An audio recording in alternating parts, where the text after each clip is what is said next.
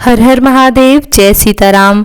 आज के इस वीडियो में मैं आपको रामनवमी की पूजा विधि करके दिखाने जा रही हूँ। इस पूजा विधि को अगर आप रामनवमी के दिन ही रामचरितमानस का पाठ शुरू करना चाहते हैं, तो जैसे कि उसमें ग्रंथ पूजन किया जाता है सबसे पहले रामचरितमानस का, तो इसी विधि से जो है आपको करना चाहिए। सबसे पहले राम दरबार का पूजन और ग्रंथ का पूजन करने के बाद ही पाठ शुरू करना चाहिए। तो चलिए पूजा विधियां देखते हैं। मैं हूँ आपके साथ प्रियंका तिवारी। मेरे चैनल में आप सभी का बहुत बहुत स्वागत है। अगर ये वीडियो पसंद आए तो इसी तरह के पूजा पाठ से जुड़े हुए वीडियोस देखने के लिए चैनल को सब्सक्राइब जरूर कर लीजिएगा। तो जैसा कि हर एक पूजा विधि में सबसे पहले भगवान को आसन देने के लिए एक लकड़ी का पाटा बिछाते हैं, तो उस पर हम लाल या पीला कपड़ा बिछा लेंगे और फिर सबसे पहले हम पवित्रीकरण और आचमन कर लेंगे। क्योंकि देखिए, मंदिर की मूर्तियों को कभी भी हमें ऐसे ही स्पर्श नहीं कर देना चाहिए जाकर के। सबसे पहले हमें अपना शुद्धिकरण करना चाहिए, पवित्र होकर के भगवान को स्पर्श करना चाहिए।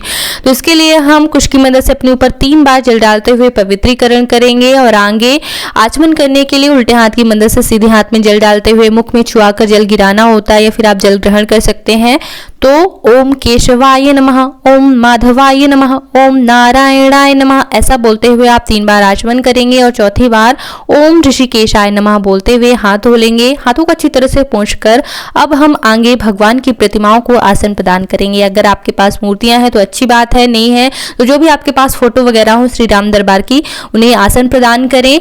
देखिए, हर एक पूजा में अगर हम गणेश जी का पूजन नहीं करते हैं तो हमारी पूजाओं में बहुत ज्यादा विघ्न आते हैं, हमारे व्रत जो है सफल नहीं होते हैं, क्योंकि इतनी ज्यादा बाधाएं आती हैं। तो सबसे पहले श्री गणेश का पूजन विघ्न विनाशक के रूप में इसीलिए किया जाता है, और गणेश जी के साथ गौरी माता भी जरूर पूजी जानी चाहिए। तो उनके लिए हमने जो है माता दुर्गा को स्थापित किया है गौरी माँ का स्वरूप जानकर, और भगवान भोलेनाथ का भी हम पूजन करेंगे, क्योंकि ऐसा माना जाता है कि श्री रामचंद्र जी शिव जी के बहुत बड़े भक्त हैं और शिव जी श्री रामचंद्र जी के बहुत बड़े भक्त हैं। तो शिव जी की पूजा के साथ ही हमारे पास जो है राम दरबार की बहुत सुंदर सी छोटी सी मूर्ति है, जिसमें सीता, राम जी, लक्ष्मण सहित हनुमान जी भी हैं।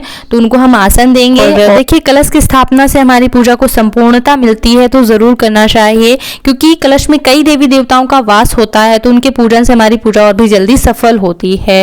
तो कलश की स्थापना के लिए आप आटे से या फिर चावल से अष्टदल कमल बना सकते हैं। कलश में जो है स्वास्तिक जरूर बना लीजिएगा। कलश के गले में मौली धागा बांध करके उसमें जल डालेंगे, चावल, फूल, अक्षत, दक्षिणा इत्यादि डालेंगे। आम के पत्ते लगाने के बाद उसमें एक आखत के रूप में चावल या गेहूं रखें, और फिर दीप कलश बनाने के लिए आप दीपक रख सकते हैं या फिर नारियल भी रख सकते हैं, जैसा भी हो। हम हमेशा दीप कलश सामान्य पूजा में बनाते हैं। और कलश की स्थापना के बाद ओम दीप नारायणाय नमः बोलते हुए दीपक प्रज्वलित करने के बाद अक्षत अर्पित करने के साथ ही दीप देवता का ध्यान कर लेंगे और फिर पूजा का संकल्प ले लेंगे। क्योंकि देखिए, शास्त्रों के अनुसार ऐसा माना जाता है कि बिना संकल्प के की गई पूजा का हमें आधा ही फल प्राप्त होता है, इसलिए पूर्ण फलों की प्राप्ति के लिए संकल्प तो आवश्यक है।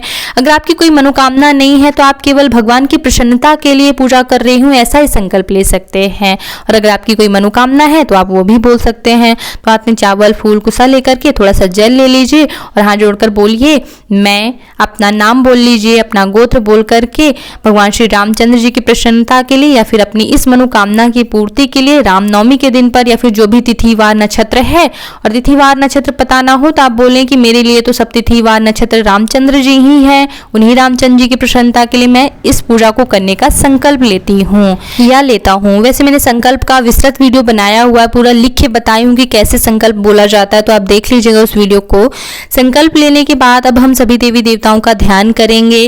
देखिए, अगर हमारी फोटो नई होती है, मूर्तियां नई होती हैं, तो सबसे पहले हम भगवान का आवाहन करते हैं कि हे प्रभु आइए, इन मूर्तियों में वास कीजिए, यहाँ पर पधारिए, हमारी पूजा विधियां स्वीकार कीजिए। लेकिन हमारी मूर्तियां पहले से पूजित है तो हम केवल ध्यान कर लेंगे भगवान का कि हम ये पूजा करने जा रहे हैं, तो ध्यान कर लेंगे। ओम गंगणपतये नमः, ओम दुम दुर्गाय नमः, ओम शिवाय नमः, ओम श्री सीतारामाभ्याम नमः, ओम लक्ष्मणाय नमः, ओम हनुमते नमः, ओम वरुणाय नमः। इस प्रकार से बोलते हुए आप सभी देवी देवताओं का ध्यान कर लें।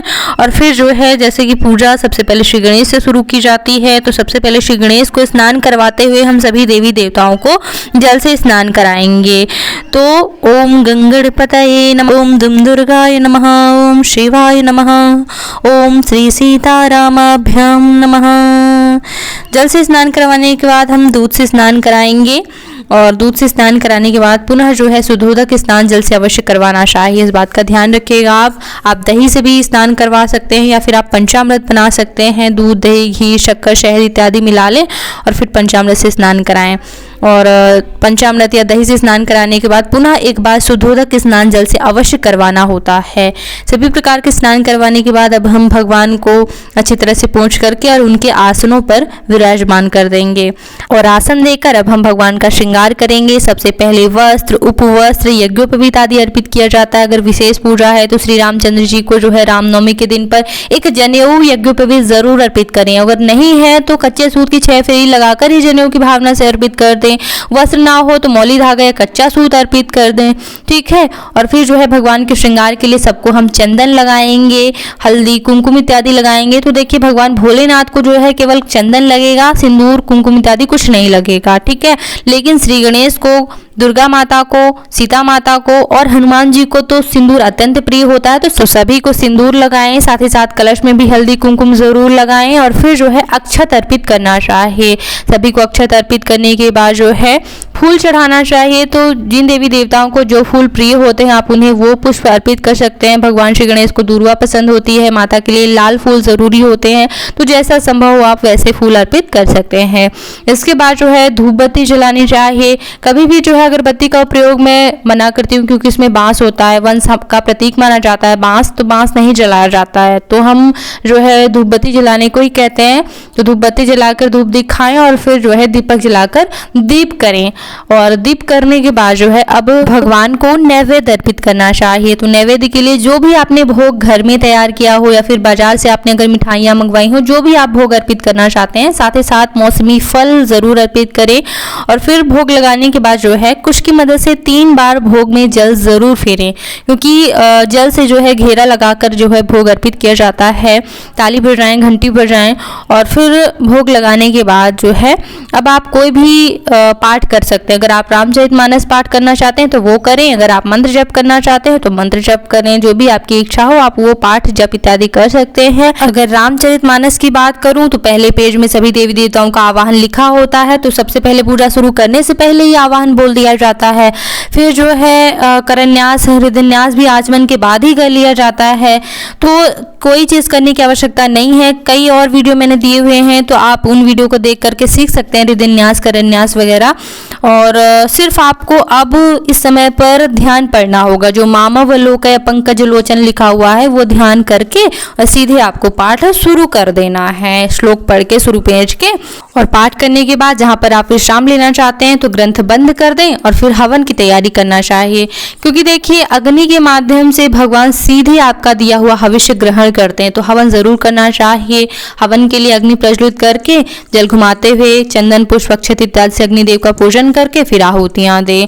आहुतियों के लिए आप जो है श्री सीतारामाभ्याम स्वाहा, सीतारामाभ्याम स्वाहा ऐसा बोलकर भी आप हवन आहुतियां दे सकते हैं अगर रामचंद्र जी की पूजा है। और अगर कई और देवी देवताओं की है तो मैंने रोज की पूजा के लिए जो है हवन मंत्र बताए हुए हैं, तो आप उन हवन वीडियो देख लीजिएगा तो आप पूरा सीख पाएंगे। एक वीडियो में वीडियो लॉन्ग हो जाता है तो मैं नहीं बता पाती हूँ सभी चीज़ें, ठीक है। हवन करने के बाद जो है आरती की तैयारी करना चाहिए। तो आरती थाल सजाएं। आरती के दीपक के नीचे चावल जरूर रखा जाता है।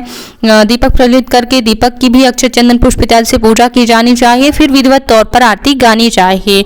तो अगर श्री रामचंद्र जी का जन्म दिवस है तो रामचंद्र जी की विधिवत आरती गाएं। रामायण कर रहे हैं तो रामायण जी की आरती भी आप कर सकते हैं, कोई दिक्कत की बात नहीं है।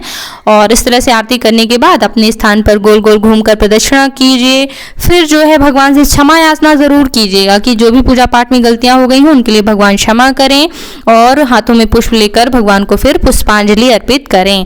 इसके बाद जब भी आप पूजा पूरी हो जाती है तो उठने से पहले जिस आसन पे आप बैठे थे उस आसन को थोड़ा सा पीछे खिसकाकर आसन के नीचे का जल माथे पे अवश्य लगाइएगा। ऐसा करने से ही आपको पूजा का पूरा फल मिलेगा, ये महत्वपूर्ण नियम है।